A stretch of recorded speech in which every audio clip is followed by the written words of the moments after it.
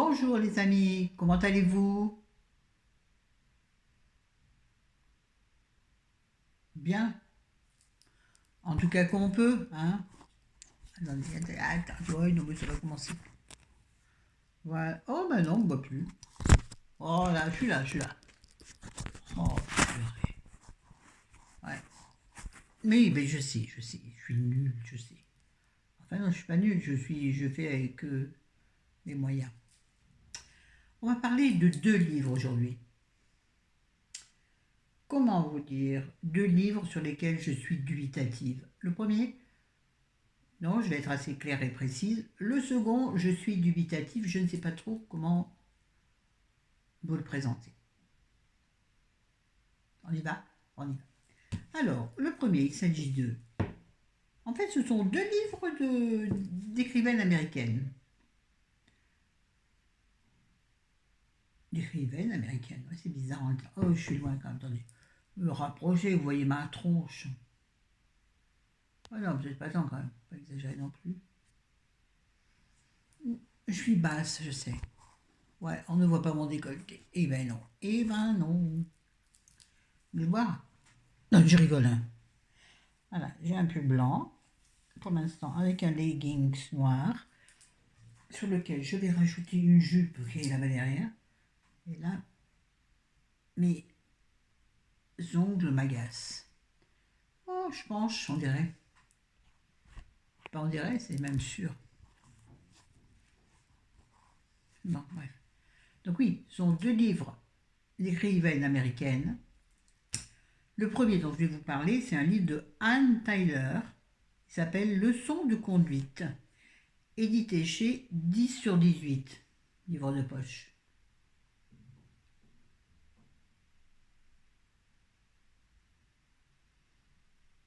Oui, voilà, vas-y. Donc, la première de couverture, qu'on dit, la couve. Couve, moi, ça m'a pensé aux poules qui couvent. Bah, elle vient de la campagne. Bon, la couve, la première couve. C'est tout à l'envers. C'est une route.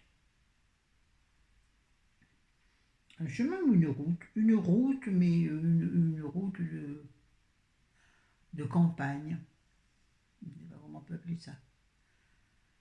C'est pas non plus une piste, on n'est pas dans la jungle. On est au milieu des sapins. Ouais, ce sont des sapins. Le problème, c'est que j'ai déjà oublié un peu le livre parce que, je vais vous dire tout de suite, je ne l'ai pas aimé. Je l'ai pas aimé, j'ai pas su rentrer dedans, j'ai pas su apprécier, alors que normalement, a priori, bon, vous savez, les critiques, ça vaut ce que ça vaut, les avis, ça vaut ce que ça vaut. Moi, je ne regarde jamais les avis avant de lire un livre, sinon ma lecture est faussée. Oui, parce que dans un coin de ma tête, je garde l'avis que j'ai lu, et ça peut fausser donc mon propre avis. Donc, je ne lis jamais les avis avant, je me répète. Mais en revanche, derrière, qu'est-ce qui est marqué? Voilà, Anne Tyler, donc l'écrivaine, n'est pas seulement merveilleuse, elle est perversement merveilleuse. J'ai pas trouvé de perversion, non, faut pas. C'est l'histoire d'un couple, j'allais dire de nommer une femme d'un couple. L'un ne veut rien dire avec l'autre, hein, attention. Un couple homme-femme, je précise pas qu'il y ait des amalgames mal venus. Donc, un homme et une femme qui sont en couple qui partent je vais dire à l'anniversaire, à l'enterrement d'un, moi je dirais d'un vague ami, parce que au cours de la lecture, oui, un vague ami, c'est surtout elle qui a envie d'y aller. Lui il se laisse traîner. En fait, depuis le début et tout le long du livre d'ailleurs, on sent que c'est la femme qui dirige. Elle a l'emprise sur son mari. En est-elle heureuse? Non. Et donc, tout le long du livre, c'est donc on va dire la première partie peut être à peu près cohérente. C'est-à-dire qu'ils se souviennent, en fait, ils mettent à plat, si vous voulez, un petit peu leur vie commune. Jusque-là, d'accord. Jusque-là, je trouve ça bien. Cohérent. Ensuite, une fois que l'enterrement est effectué, donc sur la deuxième partie du livre qui correspond donc à peu près au moment de l'enterrement, donc au moment du retour, là, il se pose beaucoup de questions. Elle se pose beaucoup de questions concernant, je ne vais pas tout vous dire, mais concernant leur fils et son ex-épouse. Donc, ils ont donc, ces gens-là, une petite fille, puisque son fils, je vais reprendre, puisque leur fils a eu un petit gars, pas du tout, une petite fille en plus, mais qui s'appelle Leroy, le roi, Leroy. Donc, moi, c'est vrai que c'est tendancieux, pour moi, ça me fait penser à un garçon. Or, c'est une fille. Aucun problème de genre, pour moi, ne vous inquiétez pas. Non, mais je préfère préciser, pour tous les couillons qui passeraient par là, qui interpréteraient mal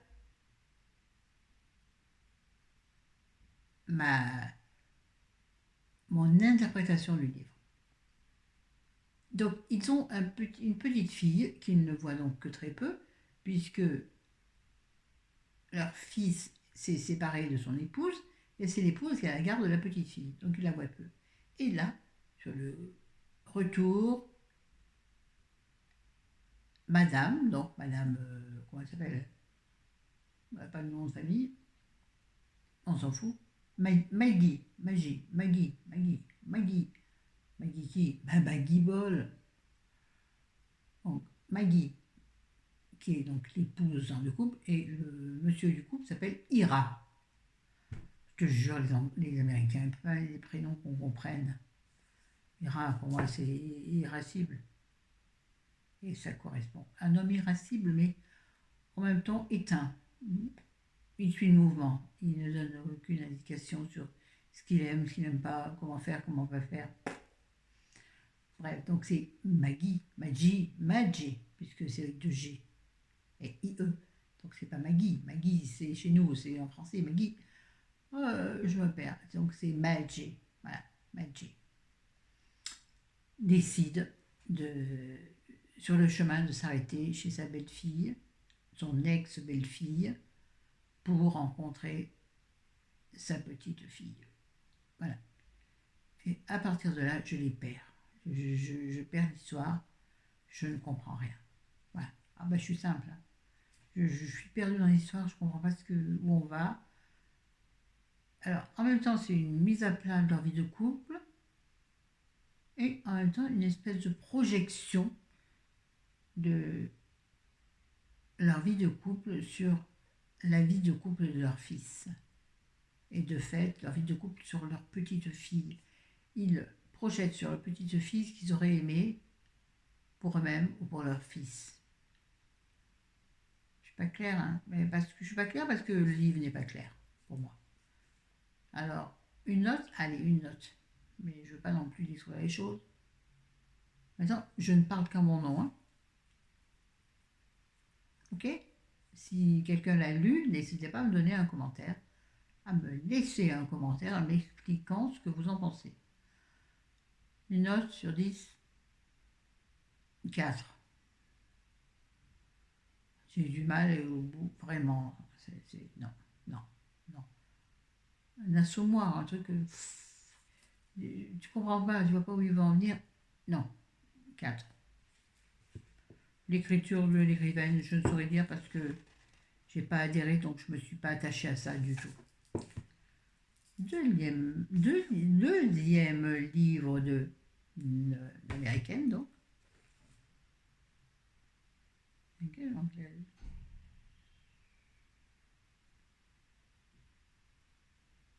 Ah oui, celui-là est particulier aussi. Ah, il n'est pas piqué les verres. Attendez, je vais faire une pause parce que j'ai un truc à faire. Donc, nous allons parler du deuxième livre, qui est un livre, donc, toujours dans ma poche, Celui-ci est édité au livre de poche. C'est un livre de Claire Fuller, Un mariage anglais. Il a eu le prix des lecteurs sélection 2019. Alors, ce livre est très particulier du fait que c'est une... Comment je peux dire ça? C'est un livre... Attendez, je vais changer un petit peu de position, là, parce que je suis un peu ridicule. Entre... dis donc.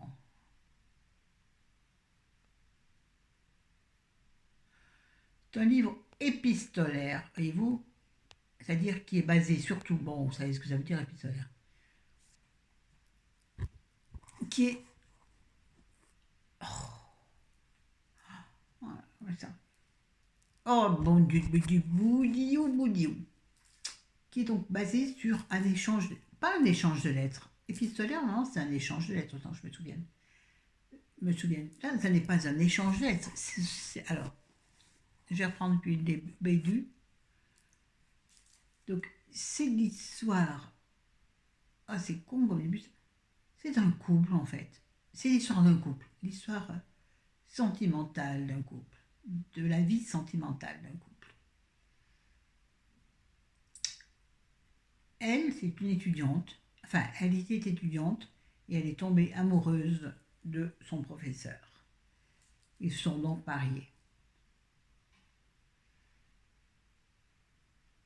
Professeur de littérature, autant je me souviens. Oui, puisqu'il est écrivain. Ah oui, il faut que je précise. Lui est écrivain. Et donc, au bout de 15 ans, ils ont une fille. Une fille et un garçon. Oui, ils ont 2 enfants, mais au niveau de la maternité, il y aura beaucoup de péripéties, beaucoup de douleurs. Ce qui va aussi faire la trame du livre. Donc, au bout d'une quinzaine d'années, ils se perdent un petit peu. Donc, la première partie, c'est un petit peu leur approche, c'est-à-dire l'avant-mariage. La deuxième partie du livre, c'est marrant, c'est toujours une petite dent là, qui brille. On dirait que j'ai une dent en fer. Non, pas du tout. Bref. Oui, donc le début, c'est un petit peu leur rencontre jusqu'au mariage, jusqu'aux épousailles. J'aime bien ce mot épousailles. Ça aussi, ça fait très campagnard, épousailles. Vous savez, ça fait penser aux moissons pour tout ça. Je ne sais pas pourquoi, mais voilà. Bref. Et la deuxième partie du livre, c'est là où ils se sont donc mariés. Donc, au bout de 15 ans, comment dire, les choses s'étiolent un petit peu. Lui disparaît de plus en plus. Et alors, pour expliquer de façon claire, un chapitre sur 2, c'est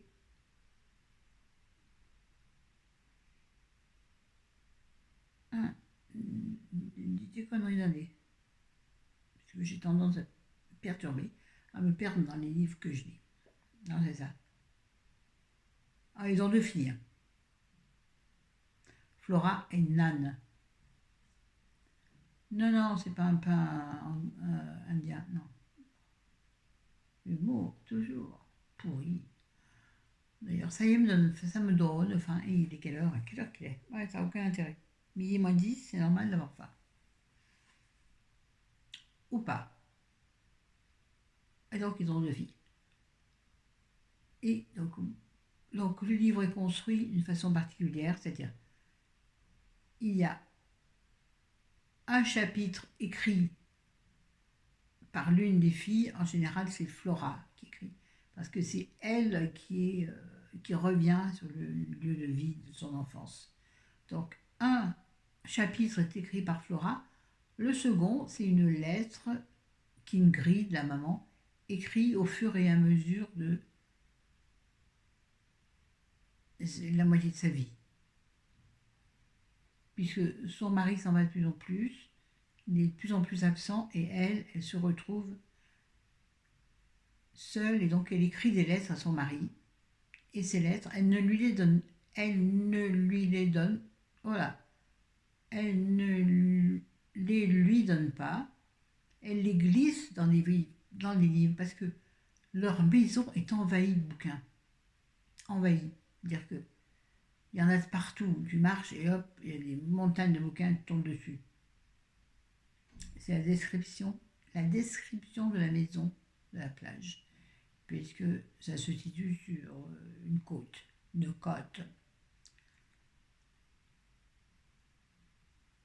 Ah, donc ces lettres, elle les glisse dans les livres au hasard. Un petit peu comme une bouteille à la mer en fait. Et une explosion à la maison. Bizarre. Ouais, comme une bouteille à la mer. Voilà. Et j'ai oublié de vous dire que j'ai omis un peu intentionnellement de vous dire que la maman, Ingrid, disparaît. Elle disparaît au bout d'un moment parce que, ayant ras-le-bol des absences de son mari, à part écrire des lettres et s'occuper de ses filles, elle n'a pas de vie propre. Donc un jour, elle disparaît. Elle disparaît, mais où est-elle? On ne retrouve pas son corps. Alors, je suis en train de me mélanger, mais c'est vrai que le livre est ainsi. S'est-elle noyée? C'était une femme qui nageait beaucoup, qui aimait beaucoup nager, aller loin. S'est-elle noyée intentionnellement, donc s'est-elle suicidée, ou s'est-elle noyée de façon impromptue?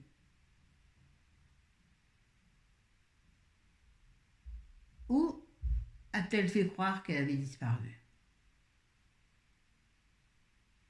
Simplement, dirais-je, pour alerter son mari qu'elle existait et que s'il ne la regardait plus, elle n'existait plus.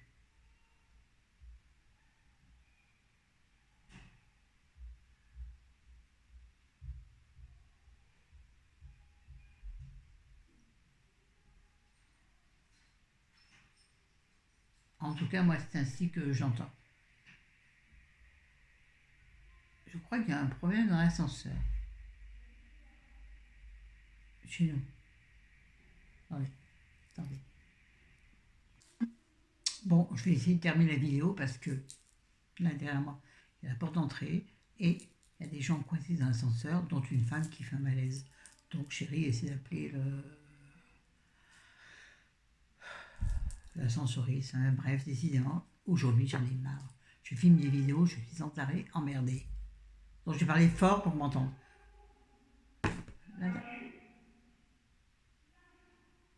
Ils arrivent. Ça vous intéresse? J'en ai marre. Purée, j'en ai marre. Ah, il y a des jours comme ça, je te jure que c'est la vie est mal faite. J'entends chérie qui gueule. Donc voilà, qu'est-ce que vous dire? J'ai aimé la fin parce que c'est une espèce de remise en question du couple qui est intéressante. C'est-à-dire, le mari ne s'intéresse plus guère à son épouse. On saura vers la fin, je ne dirai pas. Et elle, son épouse, est un petit peu. Elle le sent qu'il se passe un truc bizarre, que son mari s'éloigne. Pourquoi, comment? Il est écrivain. Il a fait un gros livre, il a eu un gros. Oh, j'ai perdu parce que j'écoute en même temps ce qui se passe dehors.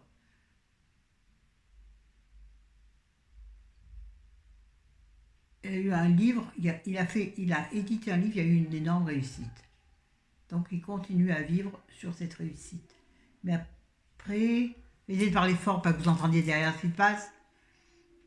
Comme la porte est fermée. Hein. Et donc après,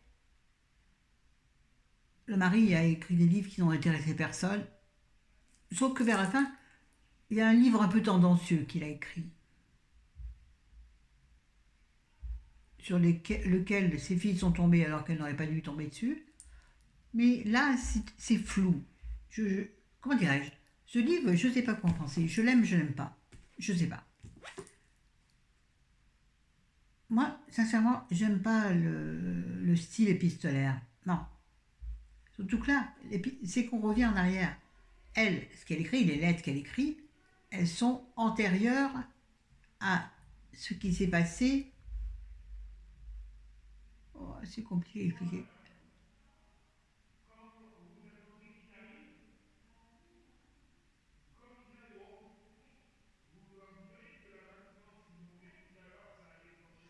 Putain, je suis désolée, je suis troublée là. Bref, donc, effectivement, donc, les lettres qu'elle a écrites sont antérieures à l'action qui débute le livre et du départ du livre. Je ne pense pas avoir été claire. Mais je ne suis pas claire parce que le livre, pour moi, n'est pas clair. J'ai aimé l'écriture, je trouve ça, mais l'écriture n'est pas fluide. Enfin si, l'écriture est fluide, mais l'histoire n'est pas fluide. On se fait, je me suis perdue très vite dans les limbes de cette écriture. Et c'est-à-dire jouer en même temps entre ce qui s'est passé dans leur vie avant, ce que décrit les lettres, ce que décrivent les lettres et ce qui se passe donc dans l'instant. Et donc ça, moi, ça m'a beaucoup perturbée. Euh, Comment on dit? Mentalement, pas mentalement. Bon, bref, j'ai du mal à suivre deux actions dans deux temps différents. Mon esprit a du mal à connecter deux choses en même temps. Je ne sais pas si je suis claire, non, je ne suis pas claire. J'ai eu beaucoup de mal à à rentrer dans l'histoire à cause de ça. Alors oui, c'est bien de connaître l'avant et du coup, ça te donne un peu des idées sur l'après, sur l'action ou pas l'après, sur le présent justement, le présent de l'histoire. Mais c'est extrêmement compliqué d'arriver à jongler avec les deux. Non, d'arriver à pas à jongler, à mettre les deux bout à bout. Et ça, j'ai du mal. Sinon, c'est une belle histoire, l'histoire d'un couple à la dérive.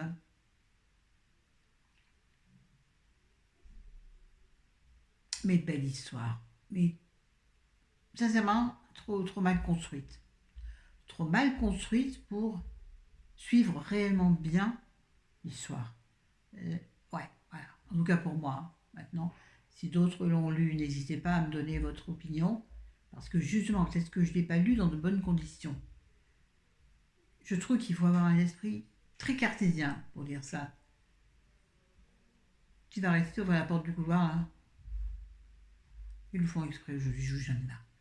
Bref, voilà. Je suis désolée, je n'arriverai pas à vous en dire plus. Une note? Allez, donnez une note.